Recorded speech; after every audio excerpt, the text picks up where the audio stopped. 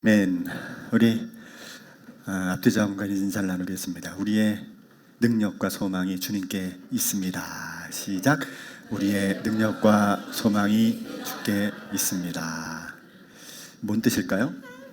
이 능력과 소망이 주께 있다는 말이 그렇습니다. 우리가 할 수 있는 것, 우리가 감당할 수 있는 모든 것이 나의 자력이 아니라 나와 함께 계신 주님이 하실 수 있음을 믿는 믿음 안에 있는 것이죠. 네, 내 능력이 아니라 그분의 능력으로, 그분의 힘으로 우리의 매일이 사라지는 줄로 믿습니다. 오늘 그 믿음을 가지고 있기에 저와 여러분들이 오늘 예배 자리로 하나님께 영광을 돌리는 줄로 믿습니다. 우리의 소망을 다시 주님께, 우리들의 현실과 나의 처지에 놓여진 마음들을 일으켜 세워서 주님의 믿음 안으로 다시금 들어가는 귀한 시간이 되었으면 좋겠습니다. 옆 사람과 그런 의미에서 한 번 더 인사합시다. 내 옆자리에 앉아주셔서 고맙습니다. 내 옆자리에 앉아주셔서 고맙습니다. 네. 예, 오늘은 오늘부터 이제 허들이라는 제목으로 시리즈를 이어가려고 합니다. 우리의 인생을 가로막고 있는 허들들. 그런데 제가 이 스트레스라는 제목으로 설교를 했더라고요. 몰랐는데 아내가 당신 이거 설교했다 그러는 거예요. 기억이 없는데, 그리고 이제 더듬어 보니까 스트레스의 함정이라는 제목으로 설교를 한 것 같아요. 그 제목 기억나죠, 그죠? 한 거 또 듣는 게 좀 불편하겠지만 제가 알기로는 기억을 하나도 못 하실 것 같아서 저도 기억을 못 하는데 여러분들 기억하시겠어요? 네. 고맙습니다. 그래서 오늘부터 이제 기회가 되는 대로 허들 시리즈를 한번 만들어 보려고 합니다. 인생길에서 우리를 가로막고 있는 것들이 있죠. 그게 우리에게 삶의 온갖 긴장과 갈등을 가져오는 요소가 됩니다. 믿음은 여러분 때로는 어떤 것이냐라고 하는 정의를 내릴 때 저는 이렇게 생각해요. 우리 인생 중에요, 평탄한 삶을 살 때는 큰 문제가 없어요. 그냥 사라지는 겁니다. 근데 어느 순간에 감당할 수 없는 위기가 찾아올 때가 있어요. 상상할 수 없고 기대도 못했고 예상치도 못한 순간에 이렇게 훅 빠져들어가는 거죠. 사실 우리 인생이 그때부터 위험한 거잖아요. 근데 그렇게 생각해 보면 우리의 믿음이라는 것은 평소에는 크게 발휘가 될 이유가 없어요. 언제 발휘가 되냐면 그 위기의 순간에 믿음이라는 것으로 그 환경을 대처할 수 있다면 그때 지나갈 수 있는, 견뎌낼 수 있는, 또 오히려 그 일로 인해서 더 크게 성장할 수 있는 기회가 될 수도 있다는 거죠. 어쩌면 잘 살던 인생이 그 위기 때문에 몰락하고 무너지고 쓰러질 수도 있는 거잖아요. 그런 관점에서 보면 믿음은 어쩌면 위기를 견디기 위해서 정말 필요한 것이라는 생각을 해봅니다. 사실 우리들의 일상에서의 믿음이 아무것도 아닌 것 같지만 우리 안수집사회에서 이제 성경 읽기라는 걸 하잖아요. 아무것도 아니에요. 그러나 여러분 그것을 매일 이렇게 듣고 그것을 말씀을 통해서 한 번씩 돌아보게 되고 이런 훈련의 장을 갖춘 사람들은 어떤 순간이 왔을 때 그 아무것도 아닌 그게 이겨나가는 거죠. 제가 종종 비유로 그런 얘기를 합니다. 마치 우리들의 매일의 매주일의 예배는 원수를 갚겠다고 소림사에 들어가서 스승을 찾아갔던 어떤 그 무술을 배우고자 하는 그 사람의 삶과 같다는 얘기 제가 종종 하죠. 그렇습니다. 뭐 갔더니 아무것도 안 가르쳐 주고 맨날 빨래 시키고 밥하고 물 길러 오는 일만 시키는 거죠. 근데 스승에게는 그런 이유가 있어요. 그걸 시키면 물 떠오면서 또 밥을 하면서 빨래를 짜면서 이게 근력이 생기는 거예요. 무술을 연마할 수 있는 근력이 생기는 거예요. 자기도 모르게. 그러니까 그것이 없는 상태에서 무술을 하게 되면 오히려 몸을 망가뜨리고 오히려 몸이 더 깨어지고 무술은커녕 아무것도 할 수가 없다는 걸 스승은 알고 있는 거죠. 저는 우리들의 일상의 예배, 매일의 삶은 마치 그 물 떠오는 그 무술을 연마하기 위해서 온 그 사람과 같은 거죠. 어느 때 그 무술이 진짜 필요할까요? 위기에 처했을 때. 정말 원수를 갚는 그 순간이 찾아왔을 때 그때 비로소 무술이 필요한 거잖아요. 우리들의 매일의 삶은 어쩌면 그 믿음을 준비하기 위한 순간순간인 것 같아요. 때는 무료하고 나의 믿음이 언제쯤 성장할까? 나는 이만큼 성장했나? 알 수 없는 환경이 있지만 그러나 이 믿음을 잘 준비한다면 어떤 순간에 우리에게 찾아오는 급격한 어려움 속에서 나를 견디게 하는, 나를 일으켜 세우는 힘이 되어줄 수 있음을 바라보게 됩니다. 우리를 가로막고 있는 이 허들들이 어떤 것이 있는지 우리는 그래서 때로는 이제 살필 필요가 있어요. 내가 믿음 안에서 성장해 나가고 하나님의 은혜를 더 크게 발견하지 못하게 가로막는 게 뭐가 있을까? 그게 과거로부터 이어져 왔던, 최근에 나에게 발생했던 일이든, 관계로부터 있었던 일이든, 혹은 어떤 우리들의 육체에 관련된 일이든, 우리가 하나님 나라를 온전히 살아가기 위해서 이 일은 반드시 필요합니다. 이 땅에 임한 하나님의 나라를 권능있게 누리기 위해서라도 필요한 일이죠. 그래서 오늘 첫 번째 주제가 이제 스트레스입니다. 스트레스. 이 스트레스의 실체를 우리가 한번 살펴보려고 합니다. 우리는 크건 작건 간에 다 스트레스를 받고 있죠. 자, 여러분들 혹시 한번 테스트 해보세요. 우울한 기분이 있다, 불안정한 마음이 있다, 불면증, 잠을 어저께 잠 못 주무시거나 그래서 잠이 안 오는 거예요. 술을 안 먹으면 잠이 안 온다, 이런 분들이 있습니다. 의욕이 저하되고 뭘 하기가 싫어요. 나가자 그래도 나가기 싫고, 낮은 인간관계가 있어요. 인간관계 일주일 내내 전화 한 통화 없이 지내는 경우도 있죠. 어지러움과 메스꺼움이 올라올 때도 있습니다. 뭔지 모를 지속적인 짜증이 계속 저 끝에서부터 올라오는 경험이 있으신지 모르겠어요. 또 내가 하는 일의 효율이 떨어진다. 이 이제 전문가들이 얘기하는 그 스트레스의 한도치를 넘은 증상들이라고 합니다. 이미 이런 수치가 우리 가운데 찾아왔다면 이런 스트레스가 안에 내가 놓여져 있구나 생각할 수가 있죠. 여러분, 사실은 이 스트레스를 왜 먼저 다루게 됐냐면 앞으로 우리가 다룰 많은 허들의 굉장히 중심점에 이 스트레스가 있어요. 내가 넘지 못하는 그것 때문에 결국 우리는 이 스트레스를 경험하게 된다는 거예요. 각종 어려움들, 각종 내가 넘어야 될 산들은 그것이 스트레스라는 얼굴로 찾아온단 말이에요. 결국 우리를 무겁게 만들고 잠을 못 자게 만들고 괴롭히고 짜증이 나게 만들고 감사와 기쁨을 잃게 만드는 모든 요소들이 거기 안에 있기 때문에 이 스트레스를 먼저 다루지 않으면 안 되겠다 생각이 들어서 이걸 한번 다뤄보게 된 것입니다. 스트레스를 잘 정리한다면, 거꾸로 얘기하면 우리는 우리를 괴롭히는 수많은 그 허들들을 의외로 쉽게 잘 넘어갈 수 있는 방법들을 터득할 수도 있는 거예요. 혹여나 지금 우리 가운데 있는 스트레스가 혹시 있다면, 나를 괴롭히고 잠 못 자게 만들고 계속 관계들을 망치게 만드는 요소가 있다면 다시 문제들을 끌어다가 오늘 이 문제를 어떻게 해결할 것인가를 잠깐 생각해보는 시간이 되었으면 좋겠습니다. 자, 스트레스는 여러분 무엇이라는 주제보다도 왜라는 주제를 먼저 다뤄야 돼요. 나를 지금 괴롭히는 게 뭘까? 이거보다는 내가 왜 이거에 스트레스를 받고 있지? 이 문제를 먼저 생각해 보자는 것이고, 그것이 왜라는 답이 나의 지금 현실에서 내가 이렇기 때문에 이렇게 스트레스를 받고 있구나, 이걸 찾기보다 보다 근원적인 문제를 찾아내는 거예요. 무슨 말이냐면 인간은 왜 이렇게 어려울 수 있을까? 힘들 수 있을까부터 먼저 찾아보자는 것이 오늘 설교의 하나의 이야기입니다. 여러분, 스트레스는 사실은 그 기원이 나로부터 시작됐기도 했지만 훨씬 이전에 인류의 시작부터 만들어졌어요. 언제? 아담과 하와가 하나님이 먹지 말라고 하는 선악과를 따먹으면서 스트레스가 발생이 됐어요. 그들은 갑자기 부끄러움을 알게 됐고 두려움을 알게 됐고 하나님이 무서워지기 시작했습니다. 그래서 그들은 나무 사이에 피해서 하나님을 피해 숨게 되죠. 여러분, 범죄한 아담과 하와의 스트레스가 얼마나 컸을까? 한번 생각해봐도 대단했을 것 같아요. 여보, 이제 어떡해? 나도 몰라. 그랬을 거 아니에요. 얼마나 힘들었을까? 두 내외가. 왜 먹자 그랬냐고 또 얼마나 싸웠을까요?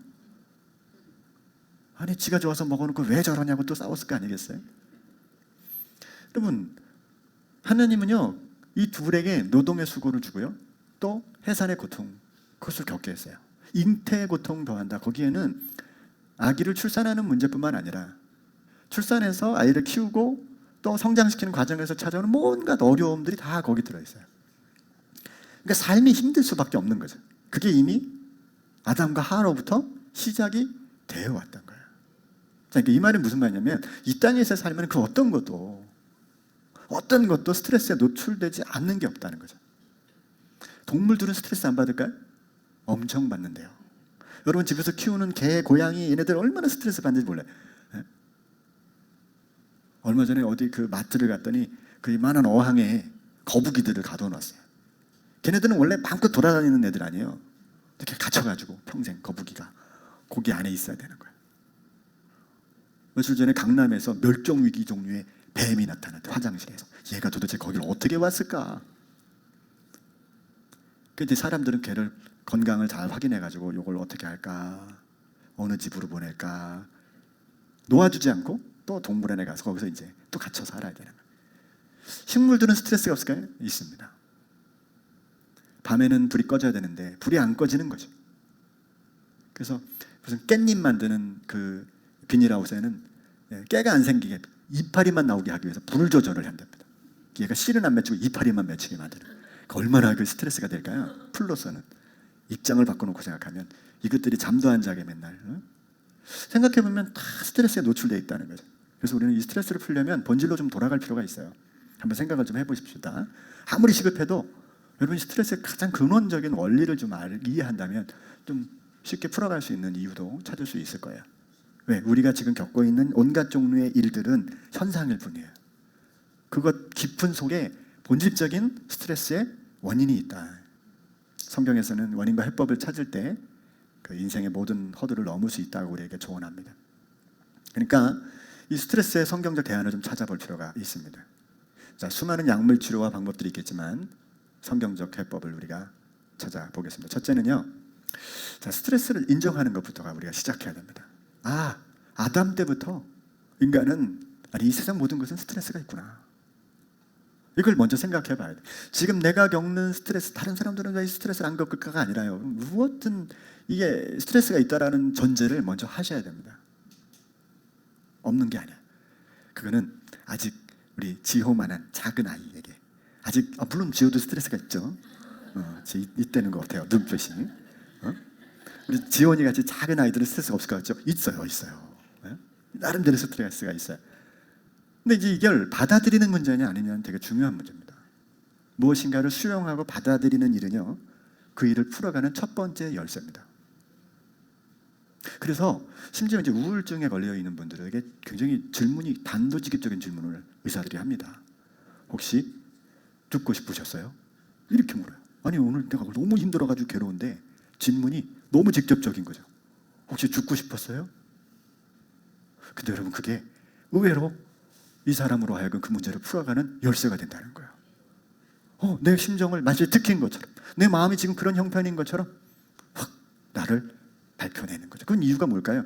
인정하라는 거죠. 지금 당신의 상태가 이러한 상태라는 것을 알려주는 겁니다. 그래서 스트레스를 받아들이고 인정하는 것은 그 문제의 원인과 조우하고 또 그 책임을 갖는 출발점이기 때문에 먼저 우리는 그렇구나, 내가 지금 잠을 못 자는 건 이게 스트레스를 받고 있는 거구나. 그리고 이게 내 문제뿐만 아니구나. 이게 세상의 삶이 이런 거구나. 그러면서 우리가 또 한 번에 철이 들어가는 거죠. 그런데 이거 단순히 우리에게 지금 겪는 이 문제보다도 좀 전에 말씀드린 본질적인 문제로 좀 들어갈 필요가 있는데, 자, 스트레스가 인간의 실존이라는 걸 먼저 생각하자는 거죠. 인간은 이게 괴로움이 있는 거구나. 괴로움이 있는 게 우리 인생이구나 라는 생각을 가지셔야 되는 거예요. 그리고 그렇기 때문에 이게 나만 겪는 게 아니라 모두가 겪고 있구나. 그 찬송가 중에 은혜로운 찬송가 있잖아요. 근심 걱정 무거운 짐 없는 사람 누군가. 참 이거 은혜가 되지 않아요? 나만 겪는 게 아니에요. 다 겪고 있어요. 내가 알지 못하는 아픔들을 다 갖고 있어요. 부질없이 낙심 말고 기도하며 아뢰세. 이렇게 나오는 거잖아요. 그러니까 찬송가 가사대로 근심 걱정 무거운 짐 없는 사람이 없는 건 아담 때부터 이어져 왔던 인간의 실존, 이 세상의 실존. 그래서 이 세상에 있는 모든 피조물도 하나님의 하나님의 아들들이 나타나기를 학수고대하고 있다고 로마서에 말씀하고 있잖아요. 내가 겪는 고통만큼, 고통이라는 것은 나는 이만큼 겪고 저 사람 저건 이게 아니라 각자에게 찾아왔을 땐 그게 최고의 아픔이거든요. 그러니까 우리가 당신은 나만큼 고통 겪어봤어? 이건 철이 없는 사람의 말이에요. 다 똑같이 아파요. 저도 아프고 여러분도 아프고 다 아픕니다. 난 그런 거 없는데요? 행복한 사람입니다. 행복한 사람입니다. 그러나 여러분, 모두가 겪지만 타인도 나처럼 겪게 될 뿐만 아니라 앞으로 그렇게 될 수도 있을 가능성은 열려있는 게 우리들의 인생이라는 걸 먼저 깨달아야 돼. 힘들구나, 아프구나, 괴롭구나 라는 걸 먼저 인정하고 가자고요. 인정. 옆 사람 한번 쳐다보십시오. 이분이 그런 인생의 고통을 지금 겪어왔던 분이십니다. 대단한 분들입니다. 오늘 우리 그 정경국 기사님 처제분이시고 또 우리 안순애 성도님의 여동생이시래요. 그 중국에서 그 지난 정부 때 이제 다 이렇게 했다가 다시 이제 여기 와서 다시 이제 새로운 삶이 시작이 되셨어요.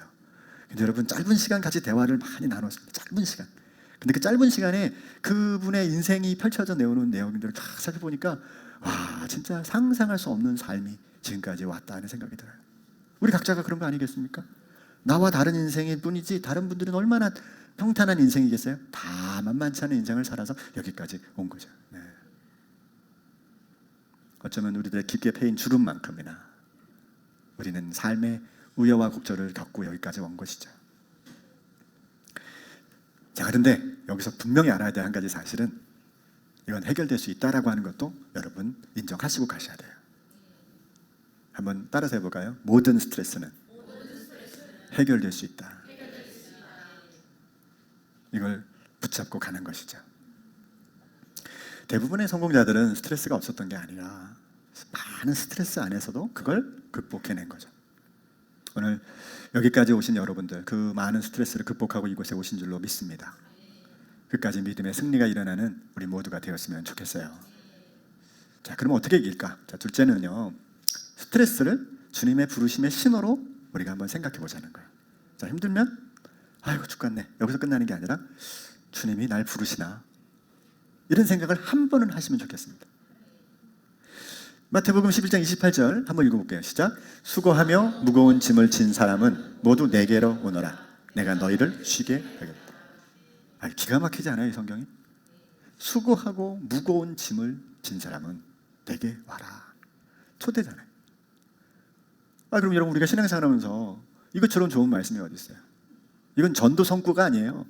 누구에게 교회로 오라고 얘기하는 성구가 아니에요. 나의 매일의 삶에서 나에게 주시는 주의 말씀입니다.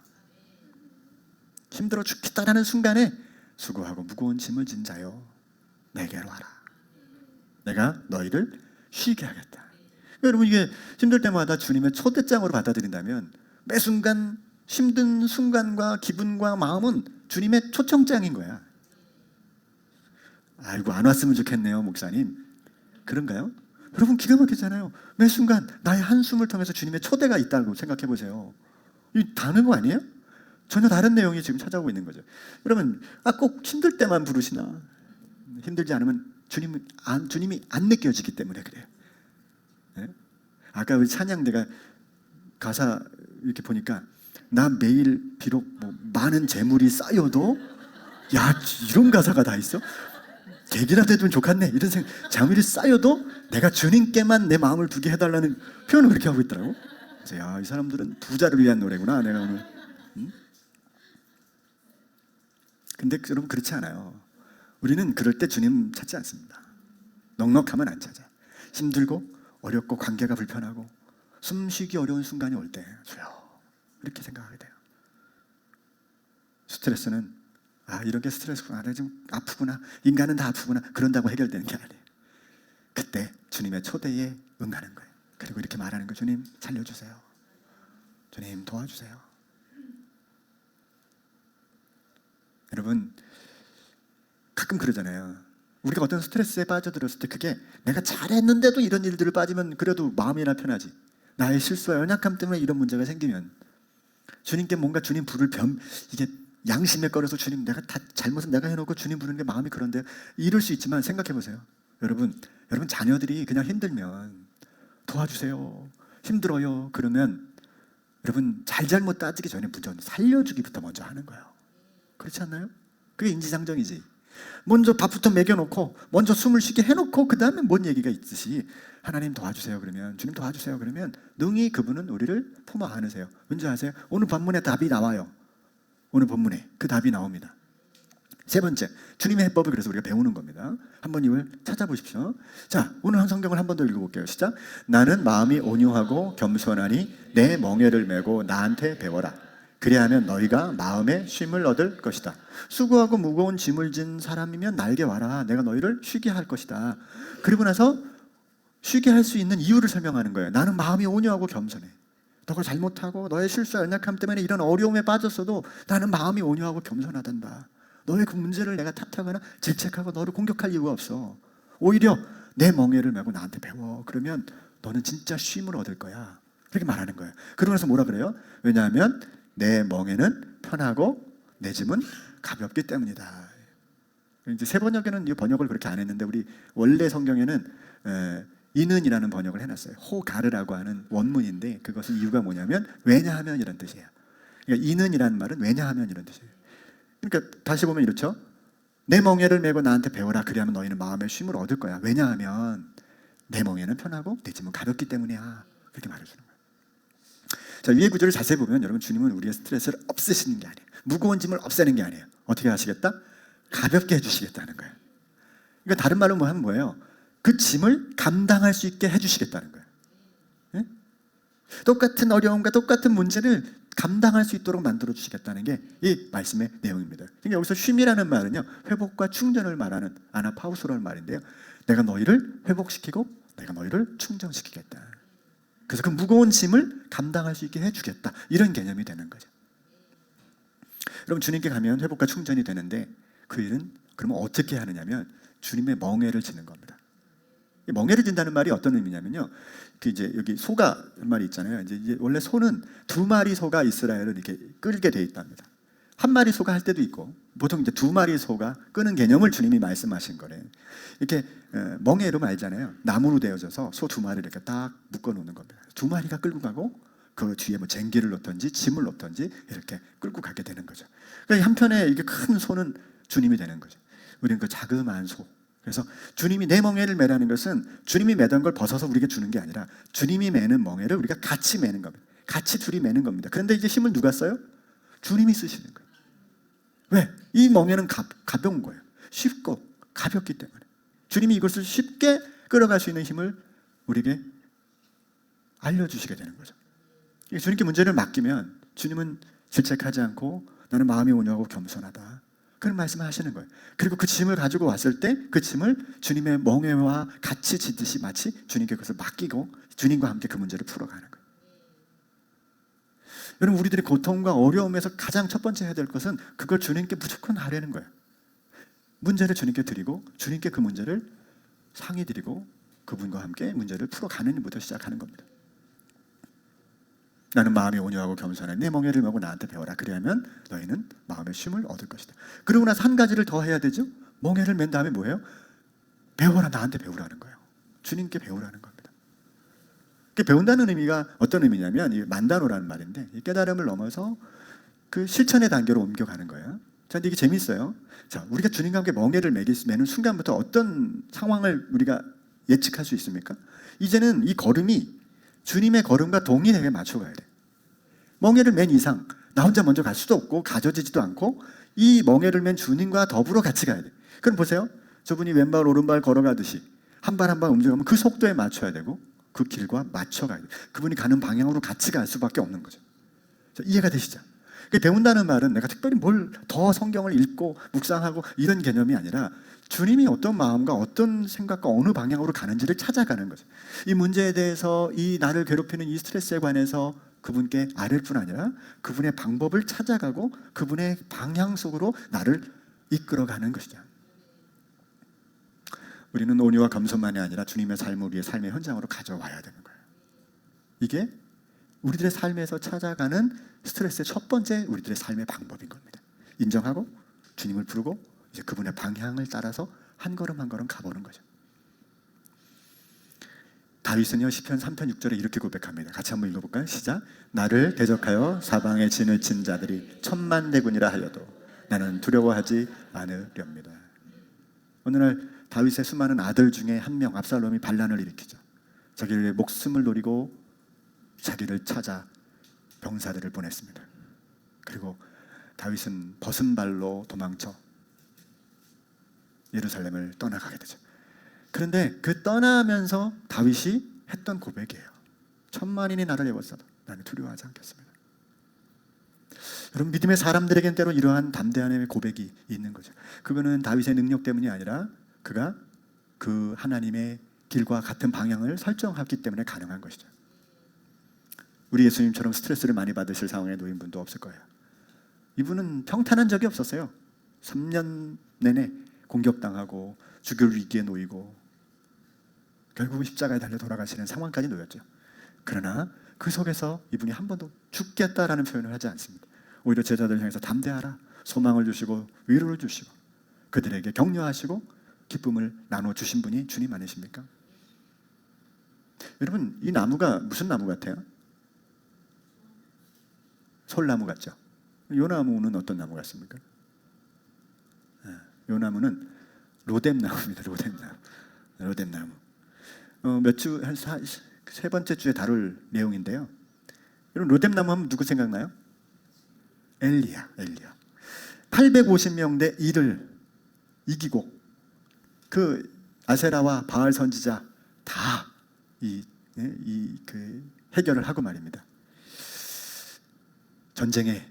영적 전쟁에 승리한 엘리야였어요. 그런데 이세벨이 내가 내일 이맘때 너를 안 죽이면 내가 신이 나한테 똑같은 벌을 내릴 거다, 이렇게 저주를 합니다. 그때 엘리야가 그 무서움에 바짝 쫄아가지고 도망을 갑니다. 밤새 도망갑니다. 그리고 자기 사환을 데리고 도망가다가 어느 순간에 사환도 데려다 놓고 그 다음에 자기는 광야길로 더 들어가요. 그리고 어디서 숨어요? 로뎀나무의 아래에서 숨습니다. 근데 로뎀나무가 어떻게 생겼냐? 이 풀숲이에요. 나무가 콩과 식물이에요. 이 식물이 우뚝 서 있는 나무가 아니라 풀숲. 이게 뭐예요? 은신한 겁니다. 로뎀나무 아래에 피해서 뭐 그물 이렇게 아니라 그 아래 숨은 건 완전히 자기를 가린 거예요. 아무도 못 찾게. 여러분, 광야에 로뎀나무가 얼마나 많겠습니까? 그 광야 안에 있는 숲을 속으로 쑥 들어갔으니 이제 어떻게 찾아? 근데 반면에 생각해보면 그만큼 엘리야에게는 두려움이 많았던 거죠. 근심과 걱정이 가득했죠. 지난 주간에 화요일 날 지난주에 말씀드린 것처럼 군부대에 가서 그 기타 연주를 했습니다. 민용양은 노래를 부르고 병사들의 앞에서 이제 그 교회에서 예배 드리면서, 예배는 아니고 연주회를 했는데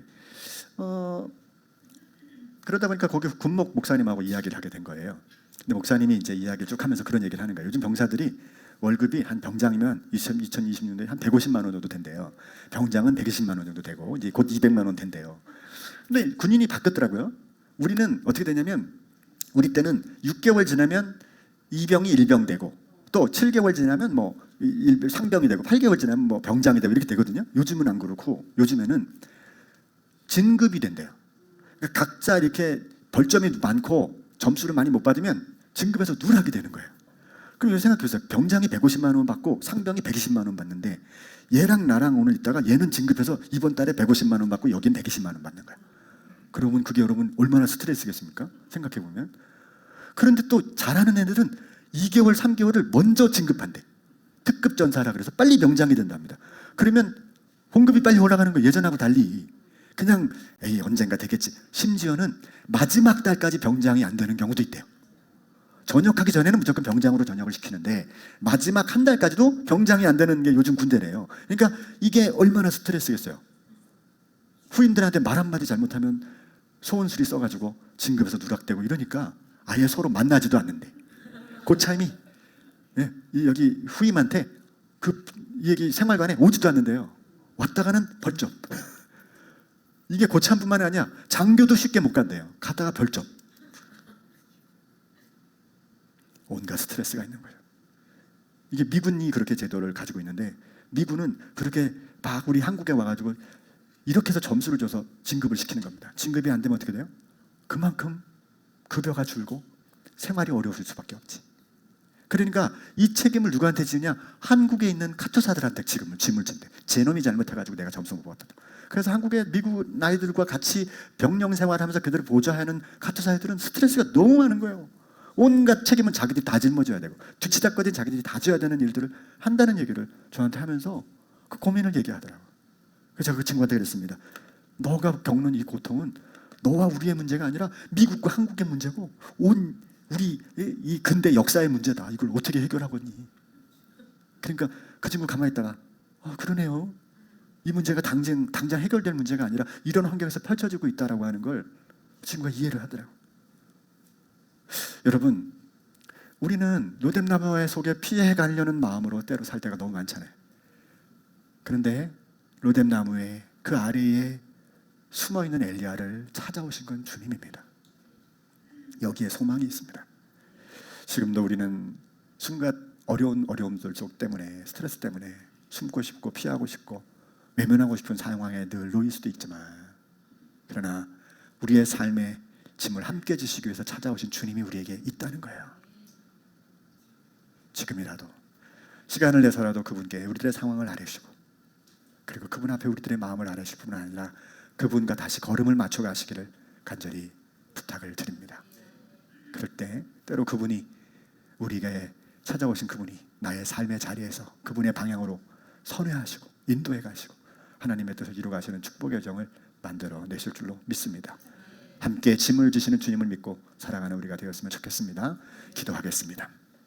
고마우신 주님, 수많은 인생의 삶에는 누구나 겪을 수밖에 없는 스트레스가 있습니다.